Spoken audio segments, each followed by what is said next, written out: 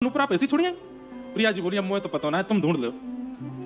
ललिता विशाखा दोनों एक बूढ़ी माता का रूप धारण करके सेवा कुंज गए। श्यामानंद प्रभु वहां झाड़ू कर रहे थे। दोनों ने जाकर के कही, बाबा तू यहाँ कब से सोनी कर रहा है? बोले मुझे तो है गए 1-2 घंटा है गए। बोले अच्छा बाबा तेने यहाँ पे कहीं पे एक नूपुर देखो? तो श्यामानंद जी नूपुर तो देखे थे, नूपुर उनके पास ही है। लेकिन तभी श्यामानंद जी बोले नहीं मैंने कोई नूपुर नहीं देखो।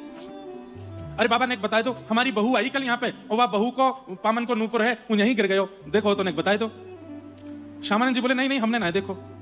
तभी ललिता विशाखा ने ध्यान लगा करके नेत्र बंद करके देखने का प्रयास किया कहां है नूपुर। तो जैसे ध्यान लगाया तो सामने श्यामानंद जी की पाग में ही थी वो नूपुर। तुरंत दोनों नेत्र खोले। बाबा झूठ बोले?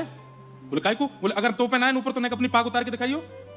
तो श्यामानंद जी थोड़े घबराए, पाग उतार के बोले देखो नूपुर मेरे पास है लेकिन मैं आपको नहीं दूंगा। बोले क्यों? मुझे कैसे बताइए आपकी बहू का है? अभी मैंने ये नूपुर आपको दे दिया और फिर कोई आया और उसने आके कह दिया वो नूपुर तो हमारा था, तो मैं तो फंस जाऊंगा। अरे बाबा हम तो कह रहे हैं जी हमारी बहू के चरणन कोई नूपुर है, हमें दे दे।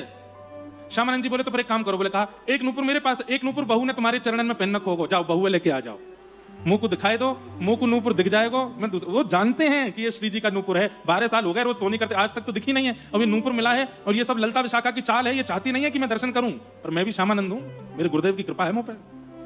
श्यामानंद जी ने पगड़ी उतार करके और यहां छुपा ली। बोले कि नूपुर चाहिए, जाओ बहू को लेके आ जाओ। वाकई एक पाम में नूपुर दिखाए तो दूसरे पाम को दे दूंगा। ललिता विशाखा बोली बड़ो चतुर है, ऐसे तो देखो ना। गई लौट करके निकुंज में श्री जी के पास प्रिया जी बैठी हैं। कहा भयो? बोले भयो का बड़ो बड़ो चतुर बाबा है, माने नूपुर धल लिया अपने पास में, भयो कह रहा हो कि बहू लेके आ जाओ। श्यामाजू आपको ने कष्ट लेना पड़ेगा, ने आपको चलना पड़ेगा। प्रिया जी बोली चलो। ललिता जी बोली एक काम करो आप अपना नूपुर दे दो, मैं विशाखा को पहना के ले जाऊं या को घूंघट में ले जाऊं। बाबा का पता हो कि मेरी बहू है कि ना या के। तो प्रिया जी बोली ठाकुर जी ने नूपुर दिया है, मैं कोई और को नहीं दूंगी, या को तो मैं ही पहनूंगी। तो ललिता विशाखा समझ गई कि वो बाबा भी चतुर है, इनको दर्शन करना चाहे, और ये भोरी है ये को दर्शन देना चाहे, या हमारे ये मुझे लगा श्री जी की ही लीला है। चलो चलो फिर चलो। ललिता विशाखा लेकर के गई।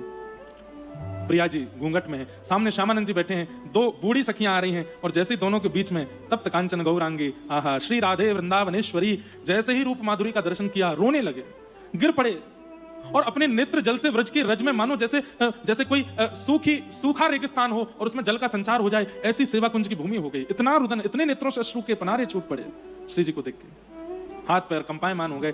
दोनों वृद्धा आके बोली बाबा तू रोकाई करो, देख हमारी बहू आ गई, और देख ले या के पाम में नूपुर बंधो भयो है, अब दूसरे पाम को नूपुर दे दे।